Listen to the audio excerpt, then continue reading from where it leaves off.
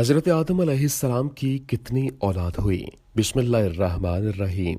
अस्सलामुअलैकुम Zama voice YouTube channel की मुअज़्ज़ज़ ख़वातीन व हज़रात। हज़रत आदम अलैहिस्सलाम अबुल बशर यानी तमाम इंसानों के बाप हैं। अल्लाह ताला ने उन्हें अपने हाथ से बनाया, इनमें अपनी रूह फूंकी, उन्हें फरिश्तों से सजदा कराया, उन्हें तमाम अशिया के नाम लिखाए और उन्हें अपनी जन्नत में रिहाइश दी। हज़रत इब्न अब्बास रज़ी अल्लाह ताला अन्हो से मरवी है कि रसूलुल्लाह सल्लल्लाहु अलैहि वसल्लम ने फरमाया, क्या मैं तुम्हें सबसे अफजल फरिश्ते के मुतालिक न बताऊं? वो जिब्रील अलैहिस्सलाम हैं और अंबिया में अफजल आदम अलैहिस्सलाम हैं।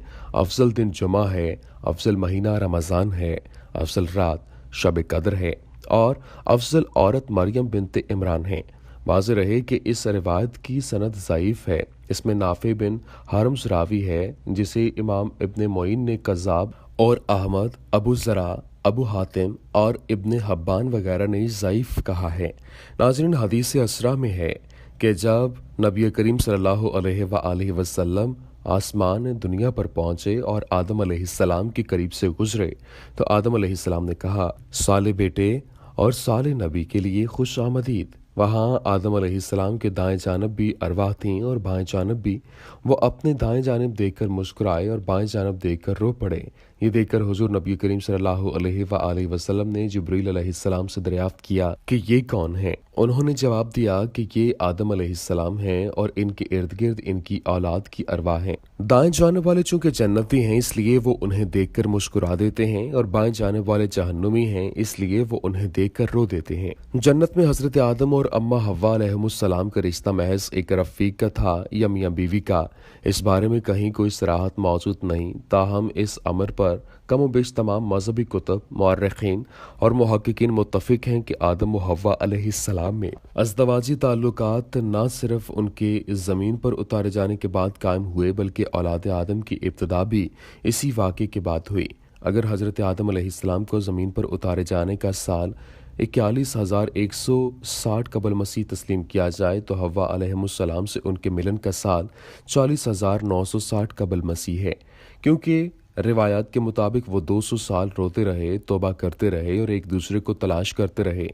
बास मुहक्किकीन का कहना है कि आदम व हव्वा अलैहिस्सलाम की पहली औलाद उनके मिलन के मजीद 100 साल बाद हुई थी। चुनांचे इस तरह औलाद आदम की इब्तिदा का साल 40,860 कबल मसीह करार पाता है। एक रिवायत के मुताबिक मशीयत इलाही से हज़रत हव्वा अलैहिमुस्सलाम जुड़वां बच्चों को जन्म देती थीं, जिनमें से एक लड़का और एक लड़की होती। आदम अलैहिस्सलाम की पहली औलाद कायन था, जिसे काबिल भी कहा जाता है, जबकि इसके साथ जो लड़की पैदा हुई उसका नाम योविंदा रखा गया और इसके बाद जो जुड़वां बच्चे पैदा हुए उनमें से लड़के का नाम हाबील और लड़की का नाम अकलिम्बा था।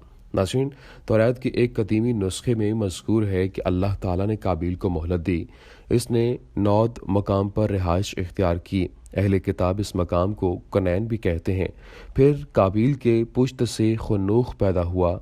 खनूख के घर इंदर और इंदर के घर महावील और महावील के घर मतोशील और मतोशील के घर लामिक पैदा हुआ और उसने अदा और सिला नामी दो औरतों से शादी की। अदा के घर अबल नामी एक लड़का पैदा हुआ। ये वो पहला आदमी था जिसने हुसूल साया और रिहाइश के लिए खैमे बनाए और खूब माल जमा किया। इसके घर नोबल पैदा हुआ।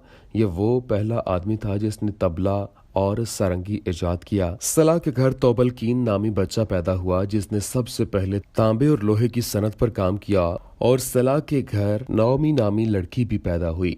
इस तौरात में भी मकतूब है कि आदम अलैहिस्सलाम ने अपनी बीवी हव्वा अलैहिस्सलाम से कुर्बत इख्तियार की तो उनके घर एक बच्चा पैदा हुआ जिसका नाम उसकी माँ ने शीस रखा। यह बच्चा इस हाबील का मुतबादिल था जिसे काबिल ने कत्ल किया था। फिर इस बच्चे से अनूश पैदा हुआ। नाज़रीन, अहले किताब को कहना है कि जब आदम अलैहिस्सलाम की पुश्त से शीस अलैहिस्सलाम पैदा हुए तो आदम अलैहिस्सलाम की उम्र 130 वर्ष थी। उसके बाद वो तकरीबन 800 साल जिंदा रहे। जब अनूश की औलाद हुई तो शीस की उम्र 165 वर्ष थी और वो इसके बाद 807 वर्ष जिंदा रहा। उसके घर अनूश के अलावा भी मुतअद्दिद लड़के और लड़कियां पैदा हुईं। अनूश के घर केनान पैदा हुआ। उस वक्त अनूश की उम्र 90 वर्ष थी।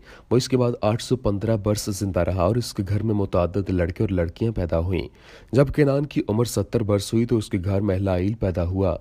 वो इसके बाद 840 वर्ष जिंदा रहा। اس کے ہاں بھی بہت سے لڑکے اور لڑکیاں پیدا ہوئیں۔ جب مہلائیل 65 برس کا ہوا تو اس کے گھر یرد نامی لڑکا پیدا ہوا۔ وہ اس کے بعد 830 سال تک زندہ رہا اور اس کے ہاں بھی بہت سے لڑکے اور لڑکیاں پیدا ہوئیں۔ جب یرد کی عمر 162 برس ہوئی تو اس کے گھر خنوخ پیدا ہوا جو اس کے بعد 800 سال زندہ رہا اور اس کے ہاں بھی بہت سے لڑکے اور لڑکیاں پیدا ہوئیں۔ جب خنوخ کی عمر 65 برس ہوئی تو اس کے گھر متوشالخ پیدا ہوا۔ وہ اس کے بعد 800 برس تک زندہ رہا۔ اس کے ہاں بھی بہت سے لڑکے اور لڑکیاں پیدا ہوئیں۔ جب متوشالخ 187 برس کا ہوا تو اس کے گھر لامک پیدا ہوا۔ وہ اس کے بعد 782 سال تک زندہ رہا۔ جب لامک کی عمر 182 برس ہوئی تو اس کے گھر نوح علیہ السلام پیدا ہوئے۔ وہ اس کے بعد 595 برس تک زندہ رہے۔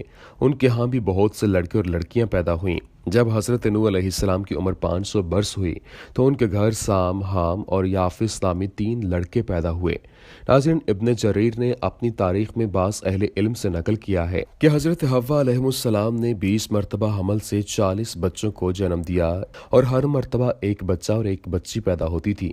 پہلا بچہ قابیل اور اس کی بہن کلیمہ تھی اور آخری عبد المغیث اور اس کی بہن ام المغیث تھی۔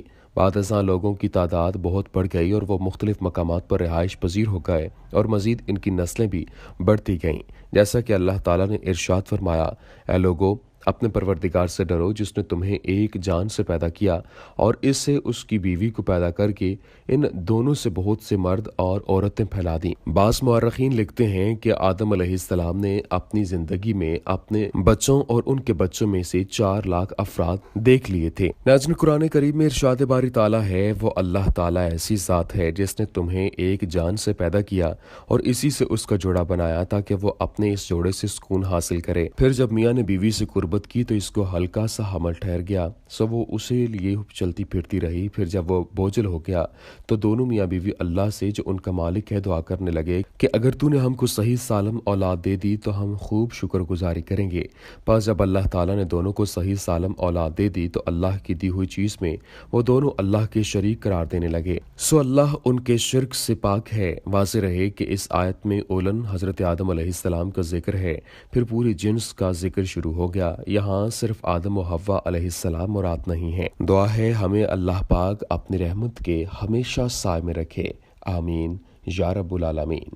السلام علیکم ورحمۃ اللہ وبرکاتہ۔